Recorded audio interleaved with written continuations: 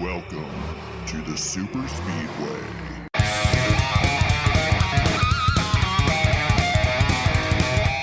Welcome to episode 199 of the SuperSpeedway podcast, recorded Tuesday, June 15th, 2021. I'm your host, Eric Young, and I am joined, as always, by my co-host, James Cush. James, we're doing things different again tonight, aren't we? We're mixing it up, my man. Yeah, we are inching closer and closer to episode 200. So we are doing things different, messing it up, taking up all of our bandwidth. And when we crash halfway through, we have nobody to blame but ourselves. Yeah, exactly. So for those of you watching the video later or listening to the podcast, we are doing Facebook Live tonight just for the heck of it to see how it goes. Mostly doing a test run. We didn't promote it or anything because hopefully, and we'll talk more about it later, episode 200 next week, we will do a promoted live Facebook event. Heck, maybe James, maybe we will actually promote it. I don't think you can, though. I don't think you can promote in advance. Yeah, well, we can just tell people that we're going to do it and to tell them to tune in, and we'll see what happens. I mean, we usually record about the same time every Tuesday, so yeah, it should be good. I'm optimistic, like most, I guess. I don't know. There you go. We won't jump into this too much because I don't want to distract from everybody who's listening recorded, but Ranger Running is in the comments. So okay. Ranger's watching right now. So all right. Welcome, Ranger. All right. Don't tell him to go easy on us. Right. Yeah. All right. I should tell him to go easy on us because he's watching me right now. So yeah, so it's going to take some getting used to. See, I still don't know what I'm doing. Right. All right. So before we get into the All-Star race and break down last week, James, I brought show and tell this week. I talked about it already. So let me turn around here. I have behind me my Austin Dillon. Oh, I see now I don't have my view up, so I can't see myself. You look good. It's there. You're okay. Good. So You're good. Austin Dillon autographed Dow number 3 car. This was my Christmas gift a couple years ago. It is the only 124 scale that I physically own right now. Yes. I do have some that I own that are at my parents' house. The famous garage. Yes, the famous garage. So some of those I own, and then others that I don't own are going to make their way over here eventually. But when you start stealing from your stepdad. Yeah, the problem I have is that it's my stepdad's stuff, and he's like, "Well, just take whatever you want," and it's like, no, you're going to have to hand it to me because I'm not just going to randomly take stuff that you spend money on. Yeah, you got to get the paperwork. You got to, these things are, they're valuable. So. Right. And so also, if you can't see behind me, I have my Monster Energy NASCAR Cup Series. You came way more prepared than I did tonight. The banner is up tonight. So kudos to you, my man. Nice work. Nice work. There you go. So I got some show and tell this week. I had to make up for it, James, because the last couple of weeks you had stuff. So yeah, I'll so next week I'll make sure that I bring a good show and tell, and then we'll do that for the Facebook Live event. So I'm looking forward to that. That's cool. It's Father's Day this weekend, so maybe I can get to my parents' house and there's one specific car that I'd really like to bring and do show and tell with. There you go. We'll see what I can do. I like it. Yeah, do that. See if you can surprise me. Give me a wow factor. Go big. Well, I think I've shown you this one before, but you probably don't remember. You probably sent it to me as a photo. Yeah. But yes, that sounds good to me, man. It's really weird because I have our video delayed like significantly right next to me on the screen, so I keep looking over there and seeing what happened 5 minutes ago. Yeah, I wonder how it sounds. Yeah, I'll have to go back and see how that went. There you go. So James, we had the All-Star race this weekend. Last week we avoided talking about it as long as humanly possible. Mm-hmm. We can't do that this week because it's pretty much the focus of the show. No, sir. So I guess a lot to talk about. I guess first of all, Kyle Larson. What I mean, what else can you say? I posted on Twitter this week. I said, I think this Kyle Larson kid's kind of good. Yeah. Well, I posted on Twitter that there's a new alpha dog at Hendrick because they went toe to toe on a 10-lap restart, and Larson took him on the high side at Texas. What a move. Yeah. That was probably the most impressive piece of driving outside of Christopher Bell making that amazing save that he did. Right. That was an impressive drive from Kyle Larson to win that shootout. That was probably I'm trying to think of all-star moments in recent years that stand out, but that one, I will remember that one. I will. That was great. Just well done by Kyle Larson. Yeah. Let's talk about that a little bit, James. I think we both agree, and we'll discuss it more a little bit, what we thought of this All-Star race. I mean, certainly not a top 10 all-star race by any means, but there were some memorable moments in this one, especially the pass for the win. Yes. So it didn't undeliver. Mm. It just, I mean, when the bar is so low, Yeah. Yeah. you know, Restart heavy. yeah. And very gimmicky, but I mean, But they knew it was going to be restart heavy because Yes. that's why they scheduled why they do 15 lap freaking heat races through the thing. Yeah. And you know, it was confusing, but you know, honestly, as annoyed as I was last week when you were reading the rules, it really wasn't as bad as I thought. I thought the coverage was worse. The point scoring system could have been done better to clarify more.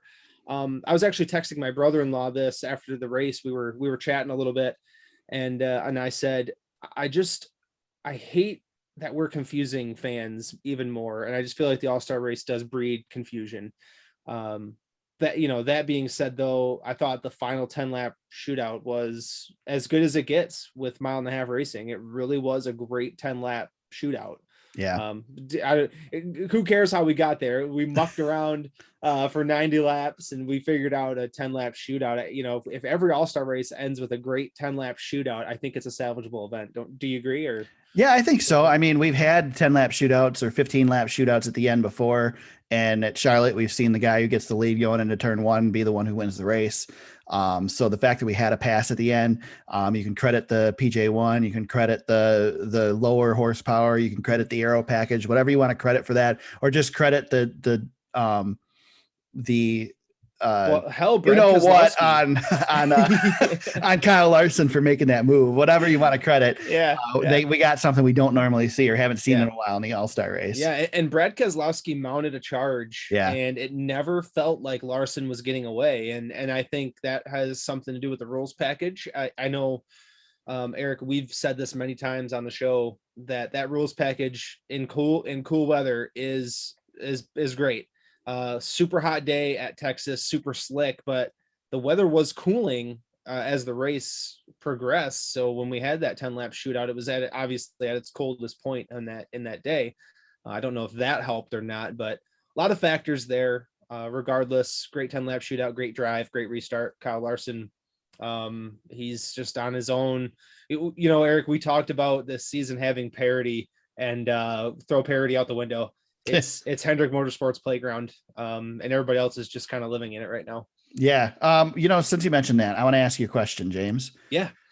What significance does the date May 9th, 2021 have to you? Does it have any significance to you? May 9th, 2021? Yes. That's the last time Hendrick either lost or it's when they won their first race of this little streak they're on. That is the last time a non-Hendrick driver won a cup race. Perfect. I had a feeling because it's been since Dover. Martin Truex Jr. at Darlington was the last non-Hendrick win. Yeah. So there you go. And Martin Truex Jr. has been just out to lunch ever since he won that race too. So he's been he's my primary. He'd be my primary pick this weekend. Yeah. He's the mile and a half guy on a concrete track. I'd totally choose Martin Truex Jr., but I'm not going to pick him this week because he's been a disaster. Well, and Hendrick won the last concrete race at Dover too. Yeah. So I don't know. We'll talk Nashville at some point. This one's going to be fun. This is going to be interesting. I don't talk know about a crapshoot. It's a crapshoot for all three series. Yeah. We don't know what's going to happen this weekend, but Hendrick Motorsports has been winning for a good month and a half now. It's been, you know, Eric, I heard this on the NASCAR and NBC podcast. But the comment, I think it was Jeff Burton that said it, or maybe Steve Letarte. They said, at what point do the rest of these teams in the garage look around and say, let's just get ready for next year with this new car and try to get a head start because this thing's over. Because it's really starting to become a problem. Maybe they already are. They might be. Maybe that's why Hendrick is as far ahead as they are. They really want to go after this championship and get these wins. I mean, that's definitely, I think there's something to that for sure. Yeah, there could be. A couple of things I wanted to note. You mentioned how hot it was, 145 degree track temperature for the start of this race. Probably hottest we can remember. That would have cooked your shoes, man. Yeah, that was rough. Glad I wasn't there. And then, you know, you noted the confusing the fans. I, as you said, read the rules last week and I was lost on Sunday night trying to figure out. I forgot completely about the 30 lap stage at the end. That means I really remembered nothing. That one. Yeah. And then there was the pit road competition that we had no idea who did what. Well, we kind of knew who won it because they kept showing shots of NASCAR officials reviewing video on Chase Elliott's pit. So. Yeah. So yeah, boy, I don't know if it was a NASCAR thing or a Fox thing there, but I wouldn't hold anything against Fox at this point. I'm glad they're handing it off to NBC. I'm in a tough spot because I watch the race with the family, and the way I watch a race is I sit and watch the race and focus on the race and listen to what's being talked about. And the way they watch the race is talk about everything other than the race. Yeah. They ask you a million questions. No, not even that so much. I can't complain because I always say, well, why don't you guys watch the race with me? And then when they do, it's just not my style of watching the race. I wonder if Kay's watching this right now. Oh, probably. So anyway, so I don't know if the race was as disjointed as it felt to me, or if it was because of how I was watching it. Yeah. But I mean, I'm looking at the results here, and I guess doing the stages the way they did it kind of did what they wanted it to do. We had, let's see, 10 lead changes among 8 drivers. You had 4 drivers that led more than 10 laps in a race that had 15 lap stages throughout. So, and it's spread around. I mean, you got Matt DiBenedetto in 17th, who led 6 laps on the day. And, from 1st to 9th, you've got drivers who led laps. So, I mean, I guess it kind of did what they wanted it to do, but I mean, none of it meant anything until the end. No. Yeah. Like I said earlier, however we got to where we got, that setting up that 10 lap shootout, however, that's really where the money was made. It was right. That was the $1 million. That was the $1 million race. It was a 10 lap deal. And it looked like for a while that William Byron, I know Clint Boyer was really excited about him on the broadcast. Really did look like it was setting up really nicely for him. He was finishing well in all of the stages, just running up front, led 30 laps. He led the most. But again, it was, comes down to, as a lot of NASCAR races do, late race restart, and Larson was able to hold his foot down. I think he said he was trembling, or his foot was trembling, because he obviously had it on the way all the way to the floor. We're running that 510 package. So yeah, that was interesting comments to hear him, very excited about that move, which was really cool. But yeah, I mean, that's really, again, I felt like it wasn't that hard to follow, but boy, going into it, I was not thrilled. But again, I went into it, James, just kind of figuring I'm just going to watch this race and see what happens. Like I wasn't going to try and keep up with what was going on, because that's what I kept up a little bit is because I kept being asked why they were talking about an invert, Right. Yeah. And that's actually the one thing I do like. I mean, I'm a big fan of inverts. Yeah. But you have to do it the way they did it, because you can't, if everybody knows where the invert's going to be, you're going to have guys sandbagging and try and get in that invert position. You can't leave it up to the fans, because the fans are always going to choose the biggest invert possible. Yep. So, I mean, promoter's choice, right? They did it. They did all right. I mean, for what we had, they did all right. It was a compelling all-star race. Yeah. Yep. It wasn't a barn burner. It wasn't a top 10. It was better than probably the last 5 Charlotte all-star races. Yeah. And we got a memorable moment. Yeah. Well, I'll tell you what, we got a more memorable moment. Here's a hot take for you. I've got some hot takes tonight, James. We got a more memorable moment in this year's all-star race than we did at last year's at Bristol. Oh yeah. I don't remember anything from last year. Nothing happened last year's at Bristol. Well, that stupid neon lights that we ran in the cars, that was the memorable moment from Bristol. All the excitement at Bristol was in the open, and I'll tell you what, the open was good again this year. Yeah. Especially the first stage of the open was excellent. Yep.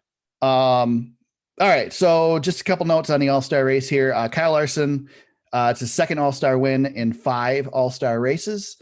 He's finished in the top 5 3 times in his career. Hendrick Motorsports has won its record-extending 10th all-star race and second consecutive. They won in 2020, 2013, 2012, 2006, 2003, 2001, 99, 97, and 95.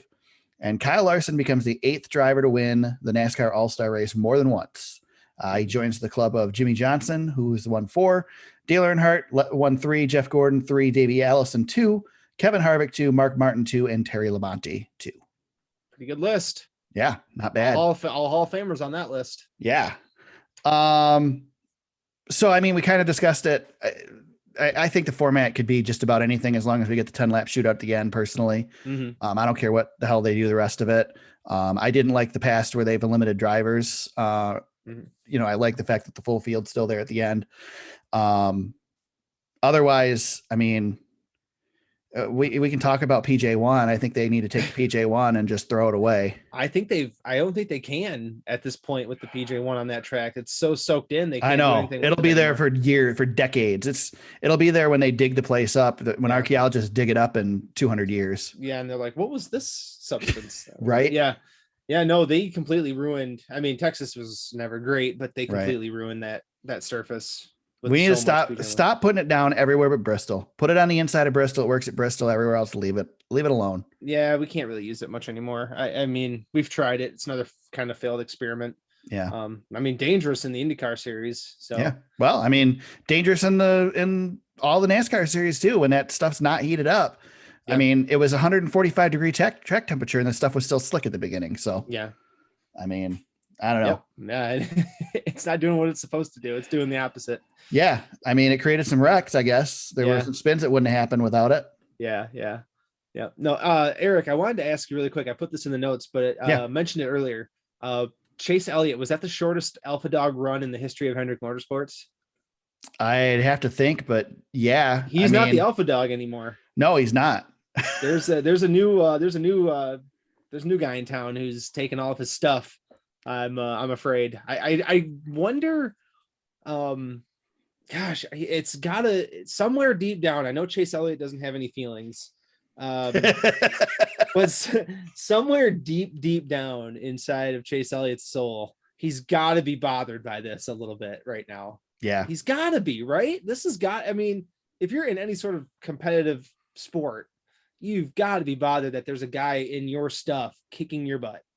It's just got to bother him. I don't know. Maybe he's not worried. I don't know. I don't know. The only thing Larson can't take away from him, at least until the end of the season, is that Chase is the defending champion. That's right.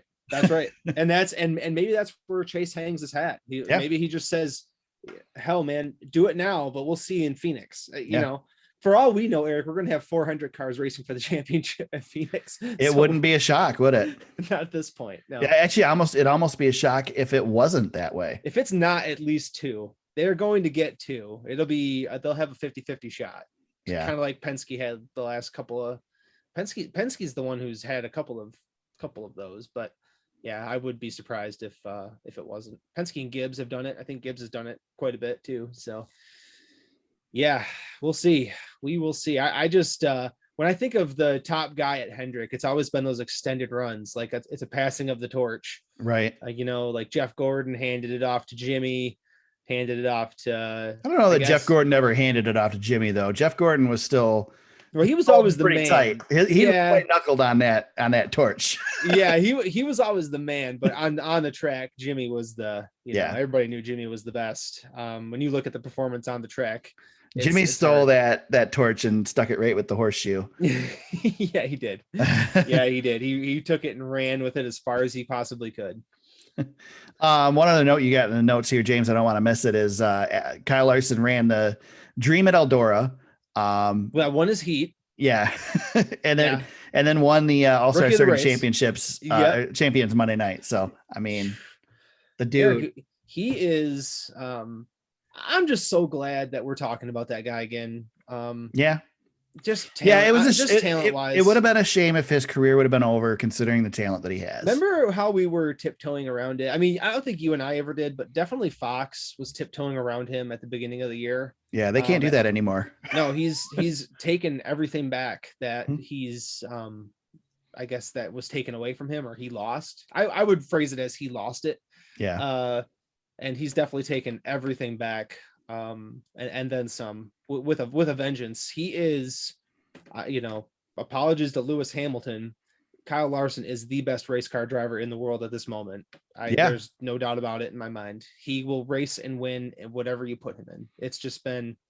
He's just on a whole nother level. It's just so impressive to me that he has never run these late models until last year. And he's out there competing with the best late model drivers in the world at Eldora, hops in, wins the All-Star race, hops out, goes into a a 305 sprint car, and it's just kicking everybody's butt, man. It's just it's super impressive, and he's just what a talent, and I'm glad we're getting to see him again.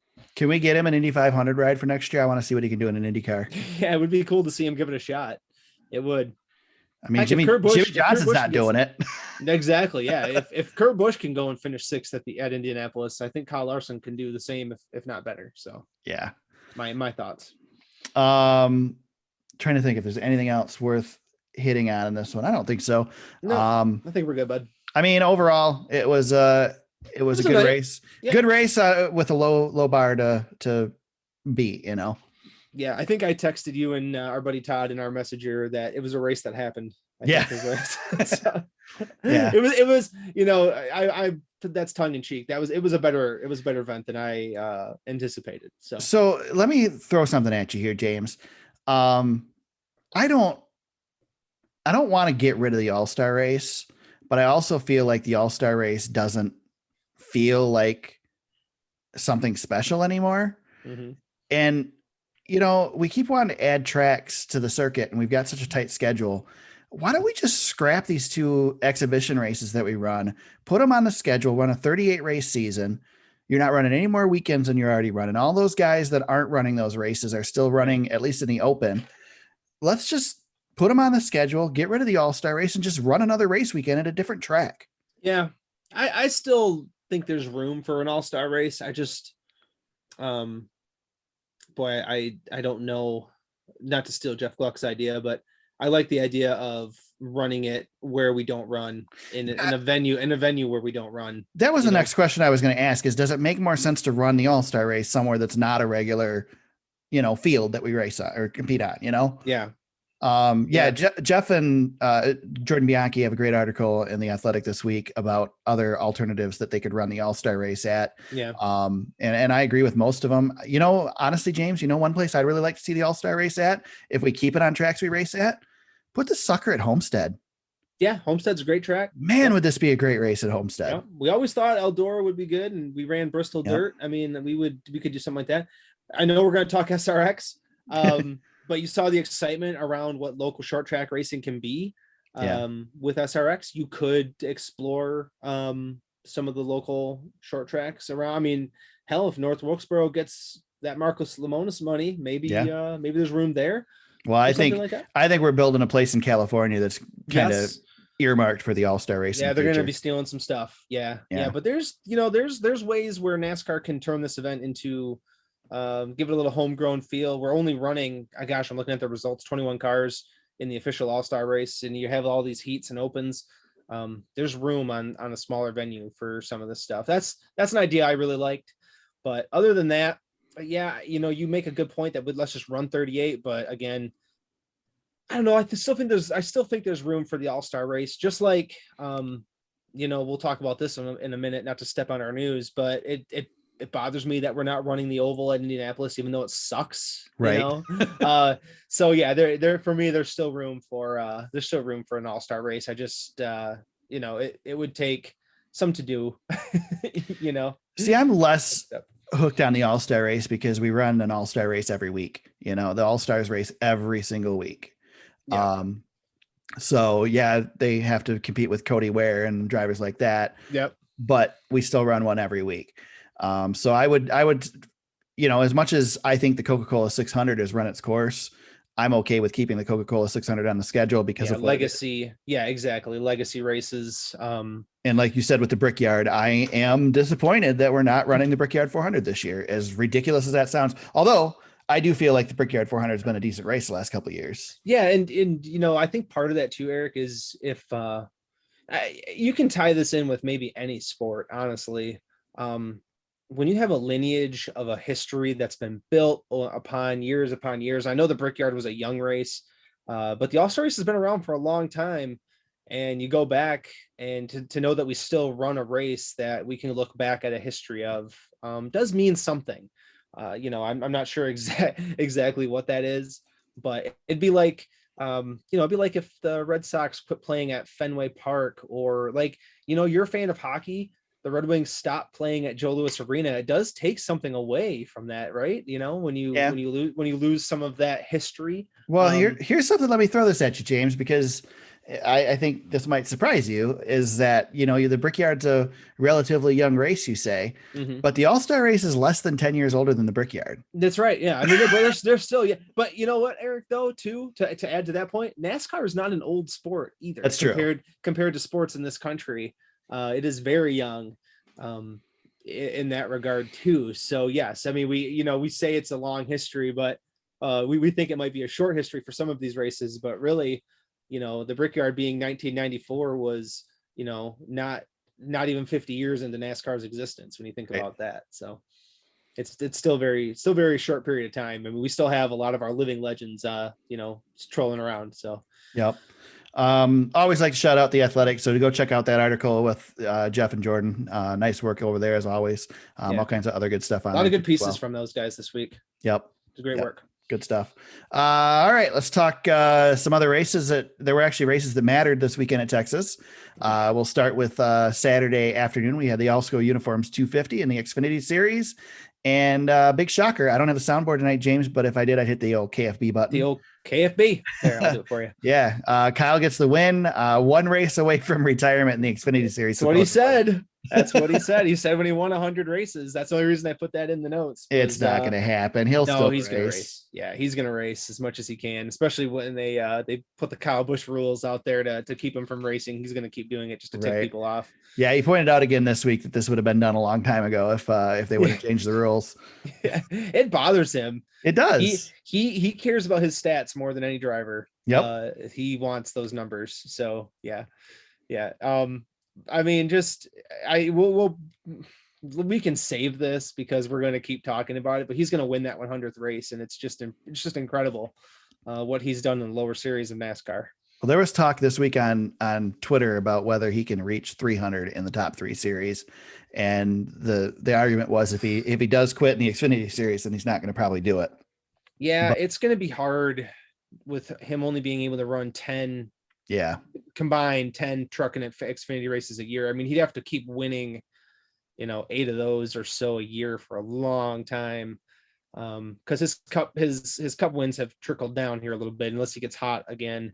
Doesn't look like it's going to be this year. So we're looking at maybe a 2 or 3 win season this year in Cup. So 300's a long way away. What's he at? 218? Something like that. Yeah, I can't remember. I don't have it in front of me. Yeah, it's okay. Yeah, he's somewhere around 2, maybe it's 214, something like that. So yeah, he's got a long way to go. I mean, that with the cap and everything, it's just there was a time maybe I would have said he could definitely do it. I'm definitely skeptical at this point, though. That's a long way to go. Anything else stand out in this race? I don't know. There's a whole every time Kyle Busch wins. I mean, it was a dominating performance. He led 94 of the laps. Of 171 lap race. Yeah, I was gonna say it was a good race though. Yeah, Justin Allgaier rallied. I only know that because I had him in our picks. Yeah. So he rallied to a second place finish. I really thought your boy Daniel Hemrick was going to maybe try to steal the show, but he only led 13 laps total. But another great day for Daniel. He's just had a really strong season. It is coming for that guy. He will get one at some point. Noah Gragson finally had some luck. Yeah, he did. Yeah, he did. 7th place for him. No laps led, but 7th place. Yep, he did. Brandon Brown continues to impress me. I know top 15 finish for him. Jeremy Clemens, top 15 for him. All really good stuff from those guys. But again, like you said, when Kyle Busch does what he does, it's hard to find anything else to talk about. I mean, you go the negative route, I guess. Harrison Burton continues to have trouble. He crashed out at lap 163. And then another bummer for Matt Snyder. I kind of root for that guy. I like him. I feel like he's like an underdog story, but I'd like to see him have a little bit more success. But yeah, Kyle Busch all over the place. Just does what he does, man. Yep. It's tough. Earlier in the day, the Truck Series had the Speedy Cash 220. John Hunter Nemechek, 4th win of the season for him, but he had to earn it against old Chase Elliott. Chase Elliott gave him a try. Yep. But yeah, John Hunter, I guess you got two Cup guys going. I like to pick at John Hunter a little bit, but he's doing what he went down there to do. He went down to dominate, and that is what he is doing. So whether you like it or not, or however you want to feel about it. He's doing what he's supposed to do. Well, he's going to win. He's getting Gonna win some Xfinity starts this year as a result. So yes, he is. He's working his way, I guess, up in the Toyota pipeline. So there's that. Yeah. Yeah. Park himself up ahead of Ty Gibbs if he can. Yep. Get in there before Ty gets it all. Well, yeah. Well, now he's yeah. I think I was joking with you guys about that too. Now he's got to go up and compare himself to an 18-year-old. So he better win every damn race he runs in that 54 truck, or it's not going to make any difference. So right, that car, or excuse me, the 54 car, that thing is Ty Gibbs is just a monster in that car. I don't see. Do I have a penalty report here? I don't think I do. I see that Ross Chastain was DQ'd. I guess I don't know why. He did. Yeah, he it was a post race failure. Oh my gosh, what was it? I don't have it in front of me. Sorry about that. That's all right. But yeah, I guess not really a big deal. He's not running for points or anything. Right. So yeah, no biggie. He didn't win, so that's all that matters. Yeah. Give Sheldon Creed another point though, because he crashed out real early again. That was the second time in a couple of weeks Sheldon Creed's had issues. Yeah, my pick this week, and that killed me. Is now James is way ahead of me again. Stuart Friesen also gets taken out on the back stretch. Yeah.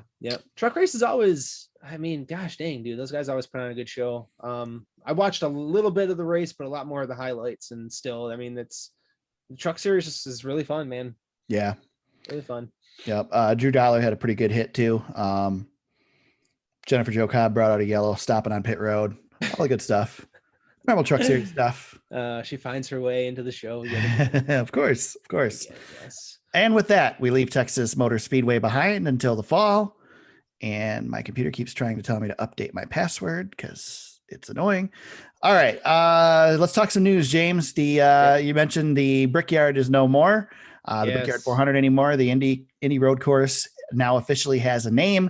It is the Verizon 200 at the Brickyard. I'm a fan of this because I'm happy that Verizon's getting back into the sport. Yeah, we like Verizon. Obviously, they have a partnership with Big Raj. Over there at Indianapolis. But very cool. We get to keep the name of the Brickyard in the race, which I think was definitely calculated that they wanted to do that. Oh yeah. But yeah, I'll go back to what I said earlier. It sucks we're not on the oval. I'm glad we're running the road course though. I think the road course is actually pretty entertaining at Indianapolis. It's got long straightaways and tight corners. It should make for I thought the Xfinity race there last year was very good. So I think it'll be a good one for the Cup Series as well. We got some good road course racers in the Cup Series. I think it'll be a great day. We mentioned John Hunter Nemechek running the 54 in select races in the Xfinity Series this year. Probably don't need to really address that much more. No, not much of a surprise there. I did put a link to TobyChristie.com in there though, just to nice. They've been doing it. TobyChristie.com has been doing some pretty good work with NASCAR. So cool.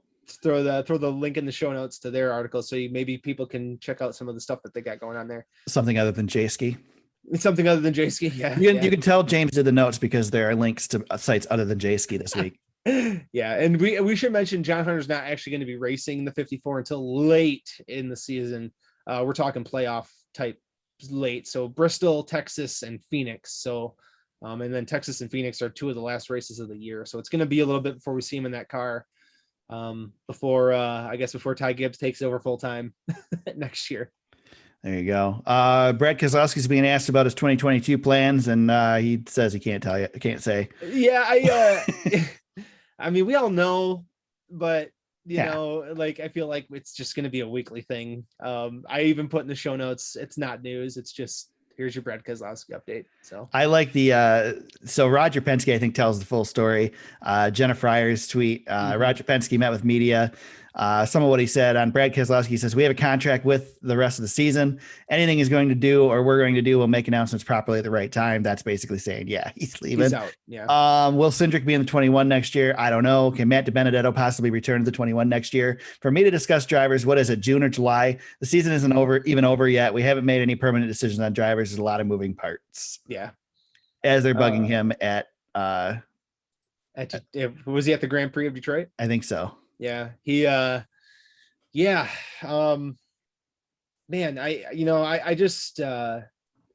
we keep talking about this, but it's still strange to me that this is going to happen.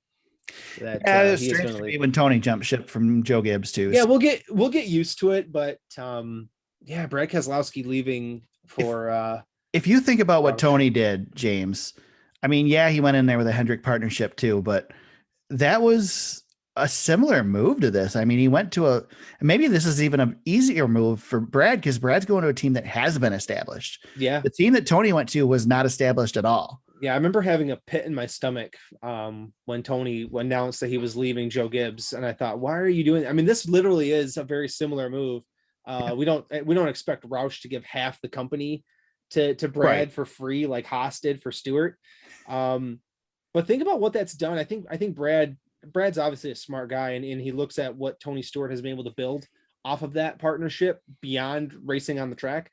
Brad's going to start. He's going to start his own All-Star series, is he? Something like that, maybe. He's already got his own.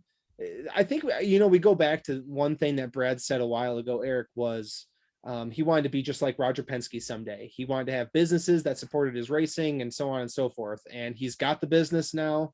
He's got the Keselowski manufacturing business that he turned his truck team into. And now with this Roush thing, if he is the heir apparent to Jack Roush in some way, he's going to have everything that he wants for a post career. So, again, we'll reiterate that again, but that's where he's, that's obviously where he's coming from, what he's looking at. Yeah. Future. Yep. So strange. Let's talk some SRX, James. Before we get into it, CBS doesn't expect to bid for NASCAR TV rights at the renewal. Yep. I guess not real surprising. No, we thought they would go after IndyCar though. But they said it looks like I saw that NBC is really close with IndyCar right now. Yeah, and CBS actually, the reason we'll talk about SRX in a second, but the reason SRX works for them on the motorsports front is it's in this 6-week window between golf and things that they have other big plans for throughout the year. CBS has a nice little pocket that they like to operate in with college basketball and the NFL. So they don't, bringing in something like NASCAR, IndyCar would interfere with the other things that they're really good at. Golf, they are really good at, and the NFL obviously is their moneymaker. So it's good. I don't need a reason to subscribe to Paramount Plus. So no. I'm already stuck on Peacock now because of Supercross and motocross now.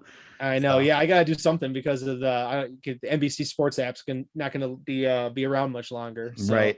So yeah, I've got the whole NASCAR season coming. I'm gonna have to make a decision here on Peacock. So, yeah, I'm pretty much assumed that I'm just gonna stick with Peacock for life now. So yeah, they got you, man. Yep.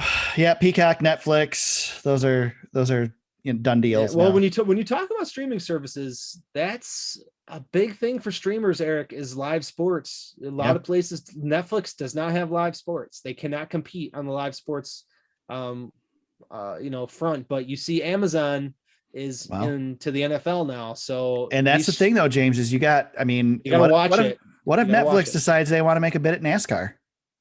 They could buy NASCAR. Yeah, right. Like they really, like these companies, like we are getting to the mountaintop with these streamers that they are making so much money. They're going to buy movie studios and own all the movies, and they're going to start getting into live sports. It's the last frontier for the streamers. So yeah, and don't think it's crazy because the media company bought Formula One. I mean, exactly. I would not be surprised if Netflix, for example, bought into some sort of an NFL package at some point, like very soon. Oh yeah. Amazon's like Bezos wants NFL, and he's got it. He's going to get his games this year. So, and I worry that the traditional media outlets can't compete. So it's all changing, man. Next 5 years are going to be really strange. Yeah, be fun to watch. That's for sure. All right, James. Saturday night, we got our first look at the SRX series, Superstar Racing Experience. I feel like every time I say that, I need to say it with air quotes around Superstar. Superstar Racing Experience. And all the superstars that came out to show their stuff lost to the local guy, James. Lost to the ringer. Yeah. Yes. Yeah. I don't even have his name. What was his name? Kobe, that's right. Is it Dave Kobe, right? I think so. Something like that. I don't know. I'll give it to you. So I was going to come on here and just rag on this because just to rile you up. 1.3 million viewers for CBS on this one. It's Doug Covey, by the way. Doug Covey. There you go. It was a D at least. I don't know. I mean, you said that the All-Star race was a race. I mean, it was a race. It was a show. Yep. I was expecting kind of what we got. I was kind of secretly hoping it was a mess. Go ahead. Why did I say that you were hoping it was a mess? Go ahead. Just to stick it to you, really. Exactly. It had nothing to do with Tony or the series or anything. One thing a lot of people are sitting here trying to make this an anti-NASCAR, and it's not trying to be. It's not trying to be. I disagree with you on that because I think their messaging is that they are, and they're not directly doing it, but they're making these little shots. They're taking these little things where they comment about, not being an issue and no stage, they marketing do these things. Yeah. Sponsors. Yes. Right. Yep. So they're taking shots at NASCAR and they're trying to make themselves, or they're not helping themselves separate from that anti-NASCAR. Well, here let me see if I can persuade you. I know I cannot, but let me try. What if they're not taking shots at NASCAR, but rather they are bringing to a national spotlight what local short track racing actually is. Local short track racing is not about aero. It is not about sponsorship and big money. It's just racing. What if that's what the XRX is trying to do? Bring a national spotlight to what local racing already is. If it wasn't Tony Stewart, I would believe you. And I love Tony. Tony. Okay. But Tony's got a chip on his shoulder for NASCAR right now. Sure. But Eric, let me rebuff. Tony Stewart, who has done more for local short track racing over decades than Tony Stewart by doing some of the things that he's done. So I agree. This is an initiative. This isn't a new initiative for him. This is something he's already been doing. Yeah. Same with Ray Evernham. Ray Evernham's put a lot of resources into local track ownership and racing. So I just feel like they saw this as an opportunity to do something like that. That is my listen, man. Agree to disagree. Yeah, let's stop having this debate because we have this debate every time we talk about SRX. I know. It doesn't matter. You're wrong. I'm right. It doesn't matter. Perfect. That's fine. No, I'm just kidding. I'm perfectly fine with us ending on that note. I do want to talk about this race though. I do too. So, I want, and honestly, Eric, if you don't want to talk about SRX every single week, I am totally fine with that. I feel like we should talk about it today. So. I think it's racing. I mean, if it continues to be compelling, I think it's worth talking about. First of all, it was interesting to see another network's take on racing. It was great to hear Alan Bestwick back in the booth. Yeah. Well, let's do this, Eric. Yeah. What did you like? Let's do it. I liked, man, you're going to make me start with what I like. I like Alan Bestwick in the booth. I love the drone. The drone. Let me put it this way, James. The drone looked like a racing game a little bit. The drone. The only thing that I'm going to miss about Fox is the drone. If NBC doesn't have a drone, because I think the drone has added some stuff. They finally got the drone right this year for Fox. Well, they've got the technology in the drones so good that they can really bring you some angles that. And to your point too, Eric, the drone was great. The cameras on all of the cars, I thought they packed those cars with different camera angles and things. I thought they did. I think they had an onboard camera in every car, didn't they? They had. I think they had up to 15 different cameras per car or something. I mean, it was there was a lot. A lot of cameras. They put some money into it, and that was good to see. I think it was absolutely awesome. I love the fact that the Ringer actually was able to compete.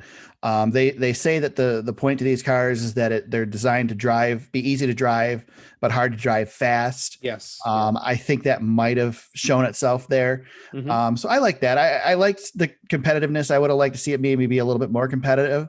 But we can get into the stuff that I disliked in a minute. Sure. What did you like, James? Well, I agree with all of your points and big emphasis on hearing Alan Bestwick call a race. Yeah.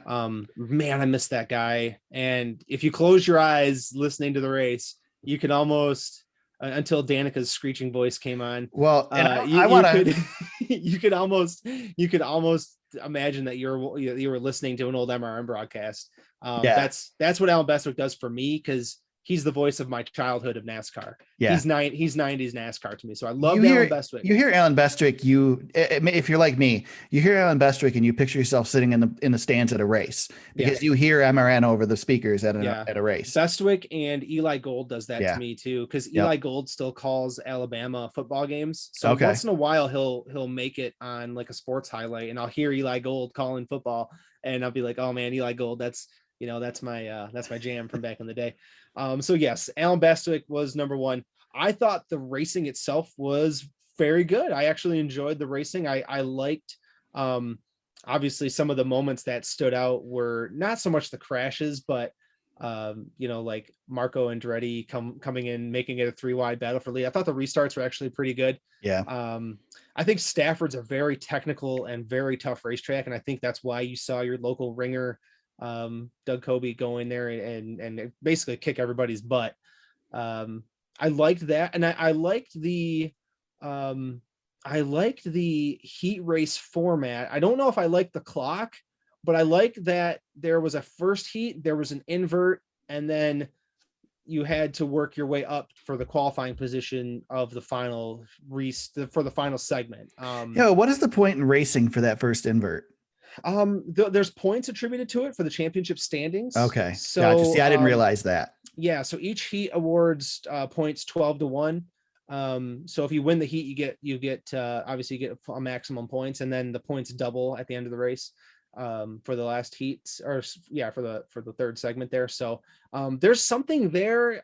I don't know if I think it maybe needs to be massaged a little bit, but I do like that. Because that's something you would see at your local short track. You would see the inversions and things like that, which I actually liked. And then I think the last thing for me, Eric, packed house at the racetrack.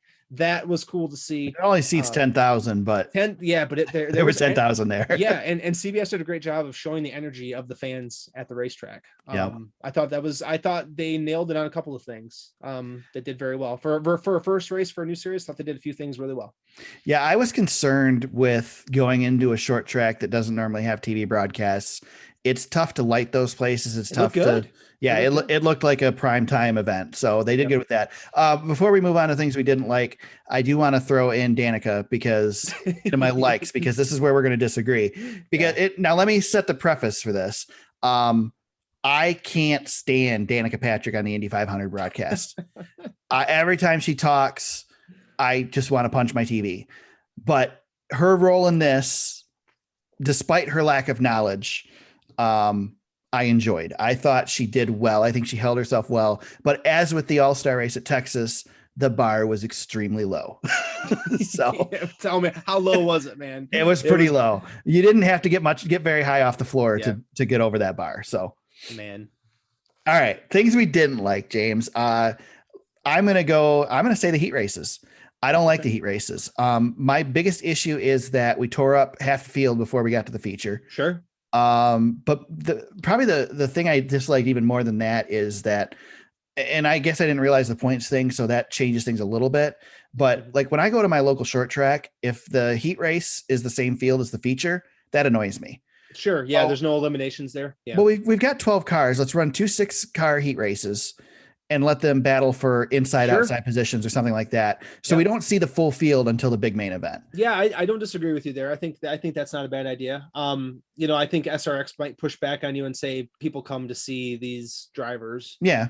So if they're going to buy a ticket and not see Tony Stewart on the track, for example, right, there could be some pushback there, but I don't disagree with you. I think that's actually pretty valid. I don't think there's enough cars. I get I think they would agree with you. I think they would agree with you. We need a bigger field than this. They only have 16 cars in existence right now. and I'm pretty sure, because Jeff Luck was there, wrote a good piece on this as well. But he said that there was a private drivers only meeting, and the feeling that Jeff got from it was try not to tear anything up because we only have these cars and we need them for 6 straight weeks. Right.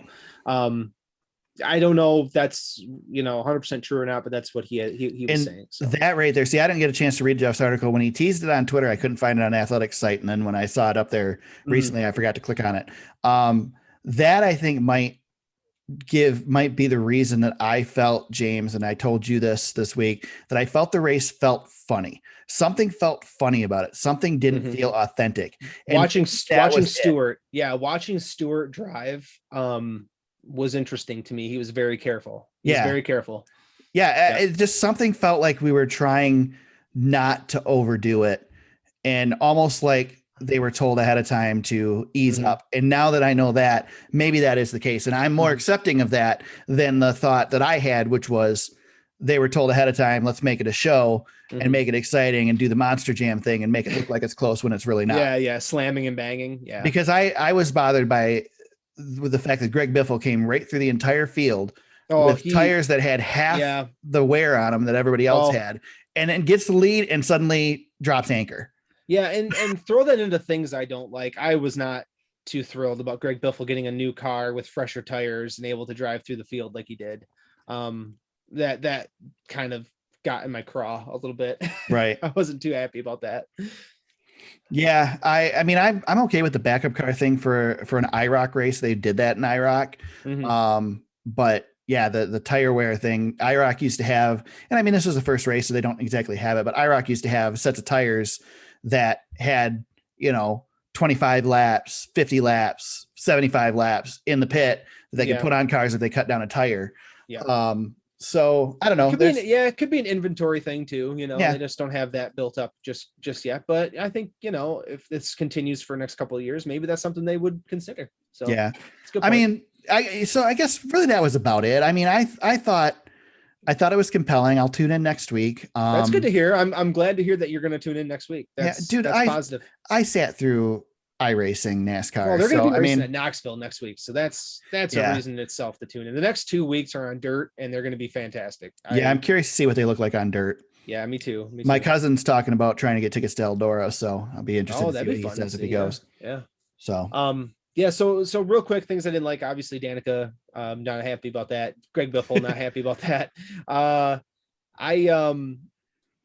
had an issue, and you'll probably agree with me here too. I did not like the fun flag. Yeah, I forgot about that. I did not like the so fun my flag. problem with the fun flag is that there was no explanation behind it except that the announcers get on and say, "Oh, by the way, we have this thing called the fun flag," and then the yellow waves. Yeah, they did. Yeah. The driver and we still don't know what it means. It's just if there's too big of a lead, if they get too spaced out, they throw the fun flag. I guess. I don't.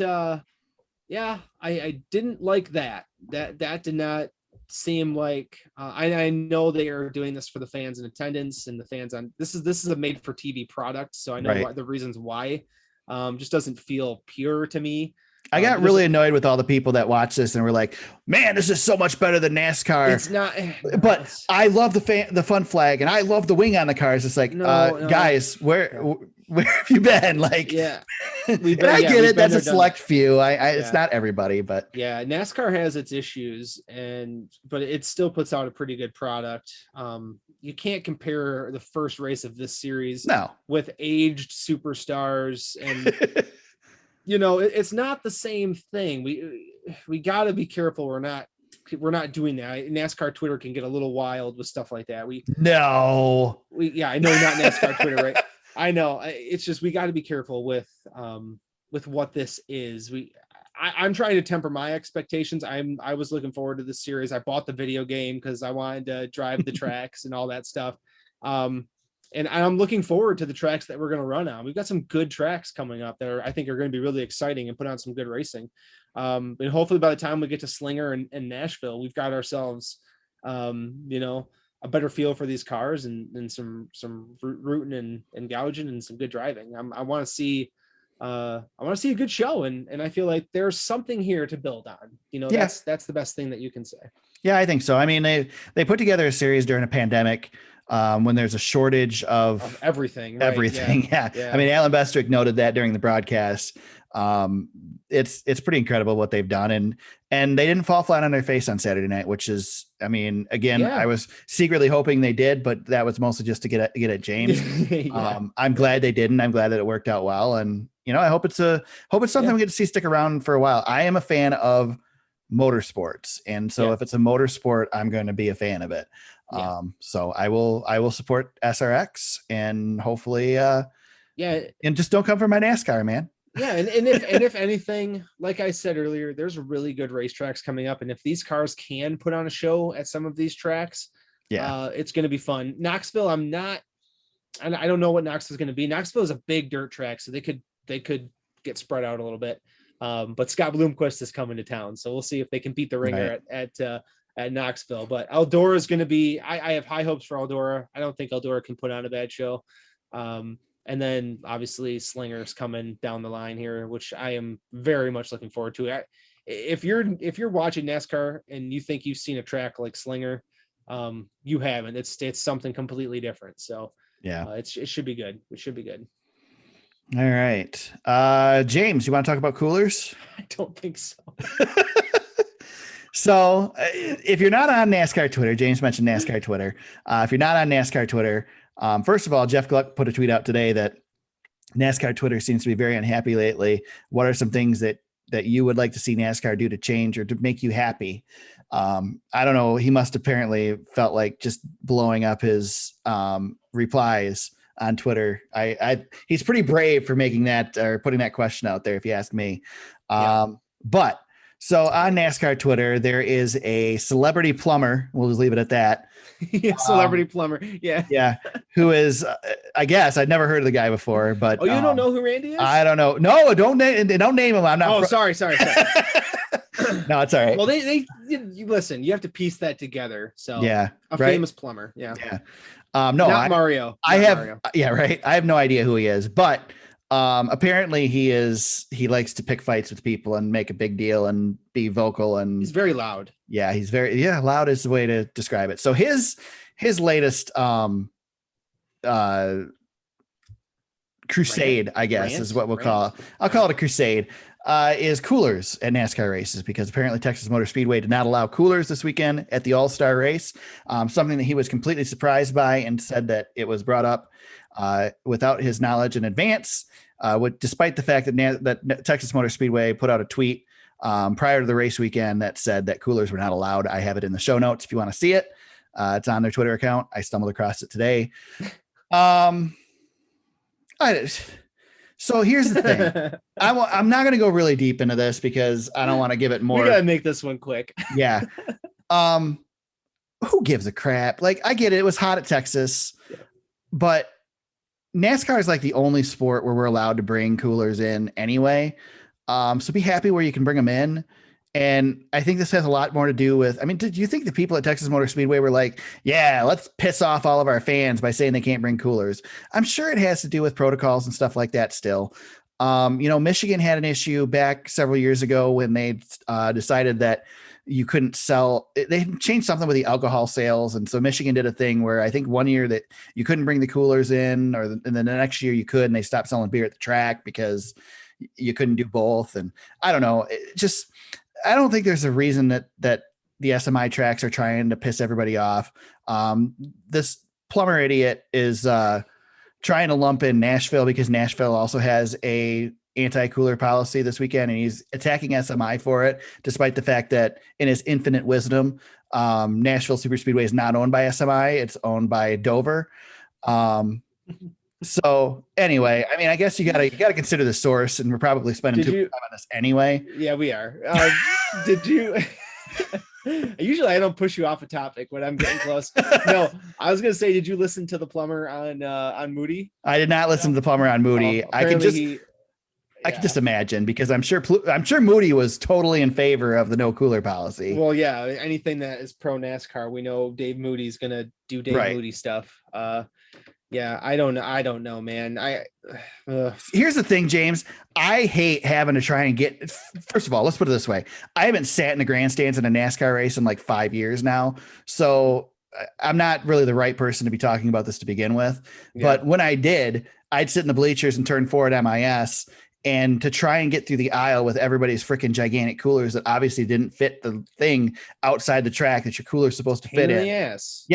So when I go to the race, I don't bring an effing cooler because I don't want to carry a bunch of crap for 3 miles. You know what I used to bring to the race? Frozen water bottles. And I'd sit them in front of my feet, and then they would melt, and then I would have something cool to drink. Now, people who have problems with no coolers obviously are not consuming water. They don't care about that. Yeah. So I don't think we're competing on the same ball field in that instance. I could care less about any of that stuff. I don't know. If you're not coming to a NASCAR race because you can't bring your cooler in, then stay home. I mean, yes, I agree. For some reason, racing fans and their coolers, it doesn't matter if it's your local short track or Texas Motor Speedway, fans and their coolers in auto racing, it's just one of those weird things that it's his God-given right, James. You sound pretty, that's a pretty good impression. I know, got to add a few cuss words in there. Well, and you weren't half as loud as he is, though. And you got to throw some GDs out there, and yeah, there were some F-bombs. Don't even look him up, guys. It's not even worth it. Don't give him credit. Don't give him more publicity. He's a friend of Chase Elliott's, though. Yeah. Brad Keselowski and Denny Hamlin supported him this week too, apparently. Oh, Jesus. So whatever. Denny Hamlin, man, he just, you know what he's doing? Yeah, Denny Hamlin. He's stirring up crap. He's Kevin Harvick pushing Brad Keselowski into the fight. Yep. That's all he's doing. He's standing behind everybody, and he wants to make NASCAR agitated. Yeah. That's what he's doing. James, the real reason I wanted to talk about coolers is because I wanted to push off this picks thing for Nashville as long as possible. But here we are. I don't even know what to do. So we go to Nashville SuperSpeedway finally this week, and I keep saying every week, like, it's next week, isn't it? Well, it is finally next week. It's here. Father's Day weekend, we go to Nashville SuperSpeedway. We have all three series in action. And James, it's been since what, 2011? 2011, the Xfinity Series. Xfinity and Truck Series raced at Nashville. Cup Series has never raced there. Brand new track for the Cup Series. And basically a new track for the Xfinity and Cup Series too. Well, that track's 10 years aged, so there's nothing other than configuration that make any sense anymore with this place. So let me ask you this. What are you using as your criteria for choosing? Are you just throwing a dart at the board? Are you using the concrete surface, or are you using a 1.5 mile track? I'm just picking fast dudes. Okay. Because I was going to ask you the same thing. Like, do you lean on guys who have raced here before? Guys who have raced here include, just naming a few, Austin Dillon. He's won here before in the trucks. Kyle Busch, obviously, smashed a guitar here. Very famous. I'm sure there's a handful of others. Keselowski has raced here. Logano raced here before. So just some names that you might want to consider in the past. I don't know. James, my picks, and I get to pick first this week because I suck. 97 to 53. Yeah. I beat you in the Xfinity Series race, but you scored more points than me. Note that I completely glossed over how bad I did last week. Sheldon Creed. That's the thing. That's it. Yeah, Sheldon Creed screwed both of us. That's the 2 story. weeks in a row. Yeah, he did. He really did. So I'm going with Mo this weekend, James. I'm going with Mo. Momentum. So you're taking John Hunter Nemechek? No, actually, I'm not. I am going to go with momentum, but I'm not going. The Truck Series is the only one that I'm going to surprise you with, and I'm going to really surprise you. Okay. Let's hear it. I am going with a previous winner from this season and somebody who has Mo right now, who's been running well, and I'm going with Todd Gilliland as my pick for this race. Have you picked him yet this year? I have not picked him yet this year. I don't think he has been picked at all this year. No, looking at his results, he is trending upward, and he's going to get a top 10 position, maybe top 5. So that is my pick. Okay, very good. I'm going to pick a little differently. I can't take John Hunter. Obviously, I picked him last week. You're going to go with Sheldon Creed so you can wreck a third week in a row? No, I would like to take him because he's got to have a good run eventually. He'll probably win this week. Yeah, probably. But I'd like to save that one. So give me Ben Rhodes. Ben Rhodes has run here, hasn't he? Yeah, I think so. I believe he did, because he was actually my second choice. Yeah. I like the way he's just been running overall this season. Anyway, so. Yep, he's a good pick. Another one that I almost went with, James. Almost went with him, but I'm too afraid that he's going to have an off week this week. Carson Hocevar is a good sneaky pick in the Truck Series right now. He's running good every week. He's going to start making our picks board here very soon. Yep. We have not picked him at all this year, but we probably should start taking a harder look at him, especially if we don't have a John Hunter start, which actually heading into Pocono, we're both going to be able to pick John Hunter. So that's probably going to be you, sir. Oh, you're already saying I'm going to lose this week, huh? Nice. Well, you got some ground to make up. If you make up all your ground this week, then we'll see. I like that. All right. So Xfinity Series. I'm going Justin Allgaier. Justin Allgaier's run here before. He's running really well. Yeah. He's running well. Got to go with him. So Justin Allgaier. So I was not eligible to pick Justin Allgaier. That is correct. So I'm actually going to do what you normally would do. I've been trying to get him on my picks list for a while now and haven't been able to do it, but I'm going to do it right now.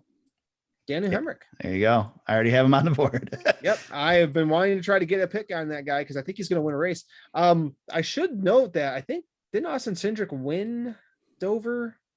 If I'm not mistaken. I believe you might be correct. So yeah, that's a concrete surface thing though. I don't know if that matters here. Honestly, Eric, we don't know. Like, no, I don't know what to tell you. Like you said, it's been so long. It's been 10 years since we've raced here. 10 years since we've really had cars on this track. Yeah. It's a new track for all these guys. Yeah. I think that the momentum's going to start going with Noah Gragson too. I think he's going to start being a good pick here again. Yeah, he is. Yeah. So I like where Allgaier's going. He didn't score stage points last week, but he had a great day. Yeah. Salvage a second place run. That's a good day for Justin. So, and mostly only because I'm as far behind as I am, James. I am sticking with Mo here. I doubt that it's going to be a third win. Can he get all the stage points for a third straight race? That's the thing. I'm going Kyle Larson, man. I gotta do it. Yep. I can't not pick him being this far behind. So. Yep. And you were not. So last Cup race you had Kyle Busch. You were not eligible to take him. Which I feel Kyle Busch is a good pick here. He might be. Yeah. I cannot take Martin Truex here. I'm going to stick in the Hendrick camp though to try to match you a little bit. Okay. And it might not be the right pick, but I'm going to try it. I'm going to say William Byron has a good day.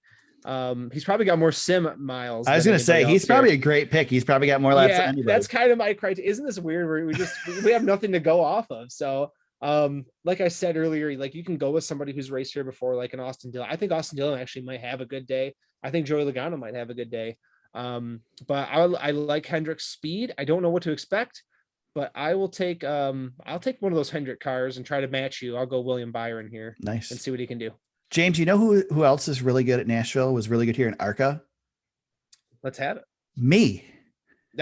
This was one of my good tracks at ARCA Sim Racing. It's probably my best track that I ran. I did not win here, but it was really good. This and USA were my two great. I don't remember ever having a game where I could run here. None of the games I used to play had Nashville on there. So I don't think I've ever raced here. I wish I did, but I don't. The closest I ever came to winning a race in ARCA Sim Racing in my league I was running was right here. You know who was great here and who should have came out of retirement to run a race? Carl Edwards. Yeah. A lot of races. Well, Michael Waltrip has a win here too. I think he does. Yeah. He does. Yeah. Yep. He's got the one where everybody wrecked on the backstretch, doesn't he? Yeah. Didn't oh man, hold on. This is live. Wasn't there a wicked flip at Nashville? Yes. Joe Nemechek flipped on the front. That's it. Yes, Joe Nemechek. Yep. Yep. Hold on. I'm looking it up right now because I want to see it for myself. Yeah. Oh yeah. Yep. He flipped and drove around the track afterwards. Yeah. Yep. 2009. So there's a YouTube search for you. 2009, Joe Nemechek flipping at Nashville. Kind of caught the announcers off guard if I remember correctly. Right down the front straightaway, right in the tri-oval. Yeah, he car completely flips and he just keeps on trucking. Off he goes. So that's a good one. Yep. Carl Edwards has 5 wins here in the Xfinity. Yeah, he dominated this track. Absolutely dominated. Every time we came to Nashville, Carl would win. Just dominated it. Yeah. There's some good picks this week. I like that. It's kind of a wild card, which I like. Eric, my question for next week though, what are we doing with Pocono? I don't know. That's right. We have to figure out Pocono, don't we? We have 2 Poconos we're going to have to preview. So do you get to pick the same driver for both, or we'll have to convene on that. Yeah, we'll convene on it. I kind of feel like we have some Facebook comments from our Facebook watchers here. Yeah, I feel like the way we're doing it this year that we need to pick separate for each race, in my opinion. That's fine with me. Especially considering the way the Harvick pick worked out last year. Do what you did last year and screw me again and get 2 picks in a row. Well, I'm gonna get to pick first again anyway. Remember? It's true. So let me tell you the biggest travesty of this weekend, James. Hit me. It is that Joe Nelms is not doing the pre-race prayer for this race. You remember Joe, Pastor Joe? Pastor Joe. Yes, I do. Yeah. Very rambunctious. The best invocation ever in NASCAR history. Boogity, boogity, boogity. All that. Didn't he do Talladega Nights? Yeah, he did the Talladega Nights thing. He prayed to baby Jesus. Yes, it was really good. But he is not going to do the pre-race prayer and the invocation this weekend. That's funny. Yep. Very disappointing. So Fantasy League. I didn't even look at Fantasy League, James. How bad did I do on Fantasy League this week? Good. The good news is, Eric, you did just as good as everybody else. Yeah. There was no fantasy results. Oh, that's right. There wasn't a fantasy. That's right. Duh. All right. Yeah, forgot about that. In that case, isn't that a relief to not have the fantasy? It was league? really nice to not have to do it. If Ranger still run, if Ranger is still watching, I was gonna say if Ranger's still running, he definitely is still running. If he's still watching on Facebook, damn, man. That's all I have to say. Damn. Yeah. That's it. There's your fantasy update. And then shout outs. James, you got any shout outs this week? Yes. You want to go first? I kind of already did mine with Jeff and Jordan with The Athletic and the work that they did this week. So that's pretty much mine. I feel like I had another one, but I can't for the life of me remember what the heck it was. It was probably YouTube or Instagram related, but I can't remember. So yeah, I'm trying to think if I had any, but I guess anybody who's watching on Facebook Live, I'll just say, hey, thanks for watching this first one and tune in next week. If you've got any racing fans who you think might be interested, let them know. There you go. We're going to be doing some stuff next week on Facebook Live, but we appreciate the support. There you go. And since you mentioned it, next week, 200th episode for the Super Speedway podcast. Can you believe it, man? It's crazy. Absolutely crazy. Like James said, we'll be broadcasting live on Facebook as we did this week. We will schedule it in advance. So we will actually have a specific time. James and I will convene and decide what time we're going to go live so we can hit it within 5 minutes at least. So everybody can prepare if you want to join us. Maybe if we get some people in, I'll figure out something to give away. I don't know what, but we'll see. Okay. So check that out. Facebook.com/TheSuperSpeedway. You can find us there. Come join us, hang out, be part of the show. We'll have some fun and celebrate 200 episodes, which is insane. Yeah. Insane. We'll have to, man, I don't know. Pretty cool. Yeah. I mean, for something that we do just for fun, it's still pretty cool that we're gonna do it. So we'll reminisce next week. I won't get all sappy now. So there you go. James, where can they find you on social media if they want to chat with you during the week? At James Cush on Twitter. You can find me at TSuperSpeedway on Twitter. You can find us on Facebook at facebook.com/TheSuperSpeedway. Our website is thesuperspeedway.com. You can find podcasts on there, old episodes, links to show notes, links to articles we discussed in this episode and previous ones. You can find past race coverage, hopefully future race coverage, hopefully some Michigan coverage coming up here in just a few weeks, James, a month or so. And then, so check that out there. You can find the podcast on Apple Podcasts, Spotify, Google Play, Stitcher, and SoundCloud, wherever you found us today. We hope to subscribe and continue to listen. And we're on YouTube. If you search for Dream Bigger Media on YouTube, you'll find the podcast on there as well. James, we've been getting some views. That's not great. Spectacular, but we've been getting some views, so that's good. It's good to see people want to apparently see our faces for some reason. That's fine with me. I went all out this week with the NASCAR sign in the background. I got the LED lights going back there. I don't know if you noticed that. I see that. Yeah, I saw that too. Yeah, your studio's looking pretty good. Yeah, starting to get it set up. I spent 10 minutes working on it today. The glare on my bald head is matching your neon light. There you go. Perfect. We hope you join us next week to celebrate 200 episodes. We'll break down Nashville SuperSpeedway. Hopefully a great weekend of racing. And we'll be back next week to discuss it all. Until then, everybody, let's go racing.